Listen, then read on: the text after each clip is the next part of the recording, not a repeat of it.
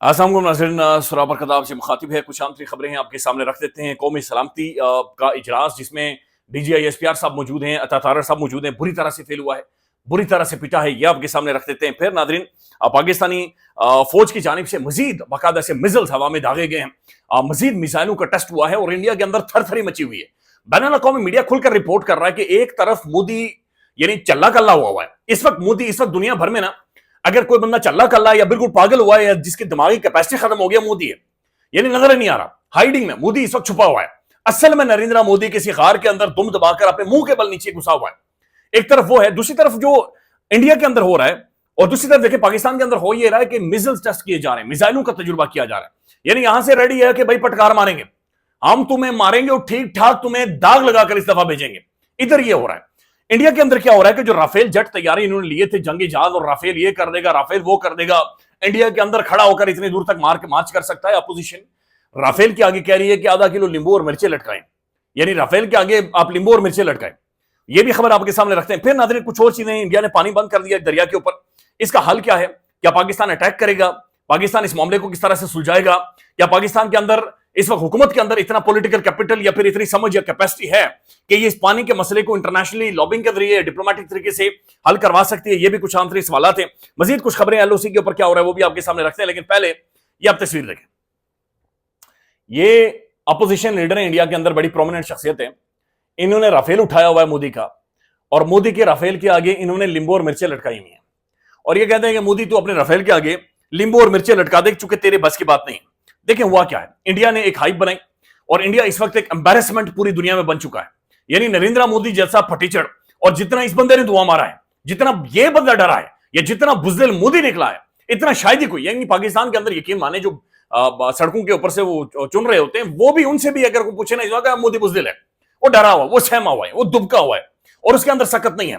ये पहली दफा हुआ है कि मोदी अपनी बेवकूफाना सोच की वजह से इंडिया को घुटनों पर लेकर आ गया है। एक बैनुल अक़वामी एम्बैरेसमेंट है जो मोदी बना हुआ है, बैनुल अक़वामी एम्बैरेसमेंट। यानी पूरी दुनिया इंडिया को आइसोलेट कर चुकी, पूरी दुनिया इस वक्त सवालात पूछ रही है, पूरी दुनिया इस वक्त सबूत मांग रही है, और इंडिया के पास कुछ भी नहीं है एक्सेप्ट कि लींबू मिर्ची। बल्कि मैं ये मच्छरों वाला है, ये मच्छरों वाला साइड पे कर लेता हूं, ये ना हो कि ये इंडियन मीडिया कहना शुरू कर दे कि यहां से कोई मिसाइल है जो कि ये दागने वाला था, लिहाजा ये मच्छरों वाला साइड पर करना है, चूंकि ये मच्छरों वाले इस रॉकेट से भी इस वक्त उन्हें खौफ आ रहा होगा, इस रॉकेट से भी इंडिया इस वक्त डरा हुआ है। तो इस वक्त इंडियन मीडिया पुश कर रहा है, अपोजिशन पुश कर रही है कि मोदी जी हिम्मत करो, मोदी जी कितने हो, मोदी जी आपने स्टॉक मार्केट क्रैश करवा दी है, मोदी जी इंडियन एयरलाइंस को आपने बर्बाद करवा दिया है, जहाज वहां पर बैठ के खौफनाक इंडिया के अंदर बगावत हो गई है, विद इन इंडिया रिएक्शन आ रहा है। ये पहली दफा है कि इस खत्ते के अंदर से एक बांग्लादेश की जानिब से आवाज उठी है कि इंडिया को 7 टुकड़ों में तकसीम कर दो। ये पहली दफा है कि इंडिया के जो अपनी सिविल सोसाइटी है वो मोदी को कह रही है कि जनाब आपने तो हमें झूठा वो शाइनिंग इंडिया का लारे लगाकर, अब जब एक बैनुल अक़वामी सपोर्ट की जरूरत पड़ी तो हमें आइसोलेट कर गए। यानी अंदाजा लगा लें, जयशंकर जैसा बंदा, एक सीजन 3 डिप्लोमेट, इंतहाई संजीदा बंदा जो कि डिप्लोमेटिक मामलात को देखता है, वो भी इतना सठिया गया कि वो यूरोपीय यूनियन को यह कह रहा है कि हमें प्रीच ना करो, हमें यानी जुबानी जमा खर्च ना करो, हमें बैक करो, हमें सपोर्ट करो, यानी हमसे सबूत ना मांगो।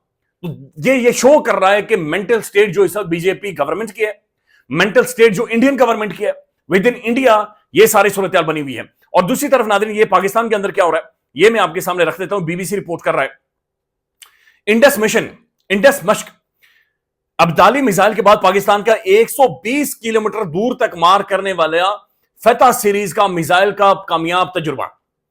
तो एक और मिसाइल तजुर्बा पाकिस्तान के अंदर हुआ है, यानी within a week Pakistan के अंदर जो अब्दाली था वो 450 किलोमीटर तक मार कर रहा था, और ये जो फतह मिसाइल है ये तकरीबन 150 किलोमीटर तक, 120 किलोमीटर तक ये मार करने वाला मिसाइल है।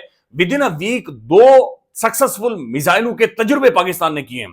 यानी मिलिट्री वाइज पाकिस्तान ने अपना मसल फ्लेक्स किया है, अपना मसल दिखाया, अपनी स्ट्रेंथ दिखाया, अपनी ताकत दिखाई है, अपना जज्बा दिखाया है, बिठाया है कि ना मारे जाओगे और तगड़े यहां पर मारे जाओगे। फिर नाज़रीन, इसी दौरान एक और डेवलपमेंट होती है जिसने इंडिया के अंदर खासा रोला डाला हुआ और वो परेशान है। डेवलपमेंट ये होती है कि जो कराची पोर्ट है वहां पर अचानक एक वॉरशिप आती है, एक जंगी बेड़ा आता है, और ये बेड़ा तुर्की का है, तुर्की का जंगी बेड़ा आता है। इंडिया के अंदर ये सवाल उठाए जा रहे हैं कि जनाब पाकिस्तान ये कह रहे हैं कि गुडविल में आया है। गुडविल का मतलब ये है कि जनाब गले लगाने के लिए आया, आपके जनाब हालात खराब है, लिहाजा हम आपके साथ सॉलिडारिटी है, हम आपके साथ यानी दिखाने आए कि हम यहां पर मौजूद हैं। इंडिया कह रहा है ऐसा नहीं है, ये नॉर्मल नहीं है कि बैरी बेड़ा वहां से मूव करे और फिर कराची पोर्ट पर जाए। ये इंडियन मीडिया लिख रहा है कि Turkish naval ship arrives at the Karachi port in Pakistan. Turkish foreign policy expert wants to play it down, calling it a usual port visit. After a similar visit to Oman, Pakistan calls it a goodwill visit to the Turkish Navy. The timing makes people questions the motive.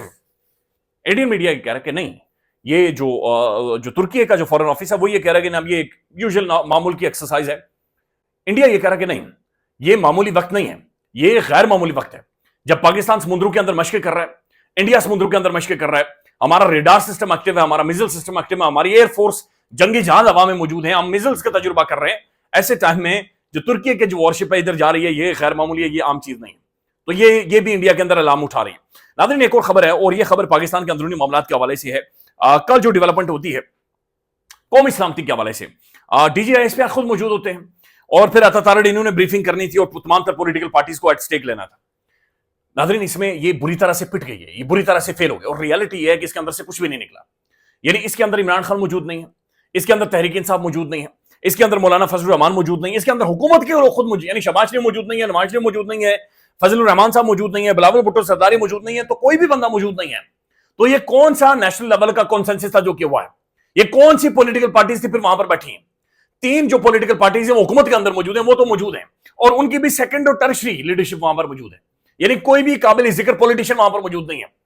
अंदाजा लगा लें कि ये कितना बड़ा एक political failure है पाकिस्तान का, कि पाकिस्तान के अंदर इस वक्त गवर्नमेंट ही कोई नहीं है, ऐसी कोई शख्सियत ही नहीं है कि जिसे बाय फेस आप दिखा सके, या जिसकी कोई स्टैंडिंग हो पॉलिटिकल। वो फजलुर रहमान साहब ने ठीक कहा था ना कि हमारी फौज को ये समझना पड़ेगा कि आपके पीछे इस वक्त एक स्ट्रॉन्ग पॉलिटिकल बैकिंग नहीं है, और ये पॉलिटिकल बैकिंग है जनाब, वहां पर परवेज खटक बैठा हुआ है। अंदाजा लगा लें, परवेज खटक जैसा बंदा खुद अपने हल्के में जाकर ये कह रहा है मैं तुम्हारे काम नहीं करूंगा क्योंकि तुम लोगों ने मुझे लोटा कहा था और मुझे वोट नहीं दिए थे, तो वो बैठा हुआ है। फिर उसके अंदर कोई काबिल जिक्र, कोई प्रोमिनेंट शख्स बैठी हुई नहीं है, एक्सेप्ट DGISPR वहां पर बैठे हुए हैं, इसके अलावा कोई भी बंदा वहां पर बैठा हुआ नहीं है। तो ये बुरी तरह से फेल हो गई है। देखें, इस वक्त आपके पास वाहिद रास्ता ही इमरान अहमद खान नियाज़ी है। अगर आपको अवामी सपोर्ट चाहिए किसी को भी, किसी भी हालात में, इमरान खान, अगर आपको दुनिया में कोई अपना पोस्चर बेहतर करना है, इंटरनेशनली लॉबिंग करनी है, बैनुल अक़वामी डिप्लोमेसी करनी है, इंडस वाटर ट्रीटी के ऊपर अपना उसूली मौक़िफ़ जो हमारा जायज मौक़िफ़ है उसके ऊपर एक स्टैंड, एक पोजीशन लेनी है, और तगड़ी पोजीशन लेनी है, आपके पास वाहिद हल सिर्फ और सिर्फ इमरान खान है। आपको अगर बैनुल अक़वामी मीडिया की कवरेज चाहिए तब भी आपके पास हल वाहिद सिर्फ और सिर्फ इमरान अहमद खान नियाज़ी है। ये सबको समझना चाहिए, और आई होप सो कि समझ आ भी जाएगी।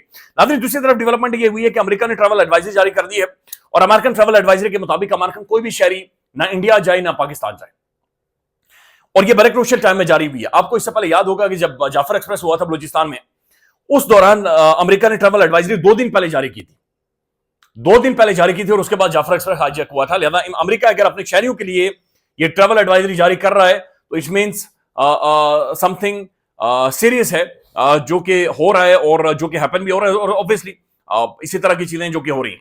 नाज़रीन, इंडिया की तरफ से खबर आ रही है इन्होंने भी कोई हथियार लिए हैं, और ये शॉर्ट रेंज इन्होंने कोई लिए हैं, सप्लाईज ऑफ द रशियन, इन्होंने कुछ एक हथियार लिए हैं, और ये एयर डिफेंस मिसाइल्स हैं, ये कंधे के ऊपर रखकर फायर किए जाते हैं, और ये बहुत शॉर्ट रेंज के हैं, ये भी इंडिया ने खरीदे हैं, और बहरहाल इन्हें भी इंडिया दिखा रहा है। फिर नाज़रीन, अक़वाम मुत्तहिदा तक चूंकि मामला पहुंच चुका है, और ये अक़वाम मुत्तहिदा के बल्कि जो पहलगाम वाक़या, अक़वाम मुत्तहिदा की सलामती कौंसिल का इजलास आज होगा।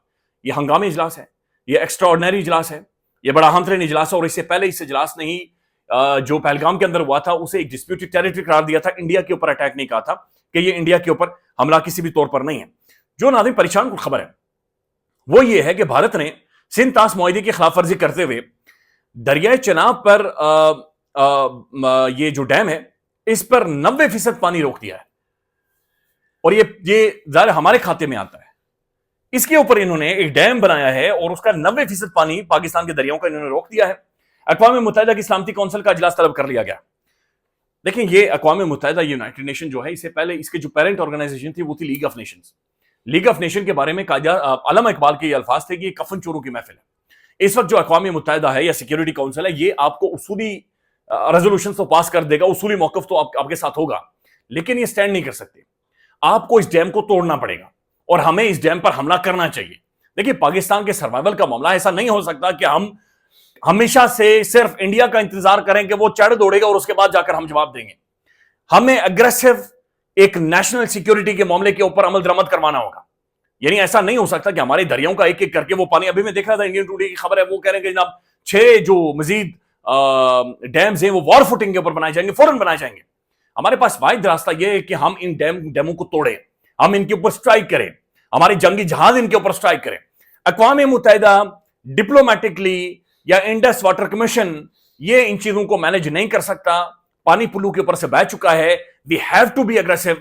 दुनिया हमारे साथ मौजूद है, बल्कि फ्रांस का जो मीडिया है मैं देख रहा हूं कि वो बाकायदे से इंडिया की जानिब से the French media reveals how AI generated, artificial intelligence generated photos were circulating on the social media by the Indian accounts, यानी एआई से जनरेटेड जाली अकाउंट्स पहलगाम वाकये को लेकर उन्होंने सर्कुलेट करके एक बयानिया, एक वॉर मॉन्गरिंग, एक नैरेटिव बनाया है। इट्स हाई टाइम कि पाकिस्तान एक्शन ले, और ये जो खासतौर पर चिनाब दरिया के ऊपर पानी इन्होंने रोका है, इस डैम की धज्जियां हवा में उड़ते हुए नजर आई। और ये यकीनी तौर पर पाकिस्तानी जो डिफेंस है या जो पाकिस्तानी हुकूमत आई होप्स हो कि जान थोड़ी सी डाले, वो इस चीज को अपने रडार के ऊपर रखें। ख्याल रखिएगा, अपडेट करेंगे। अल्लाह हाफिज।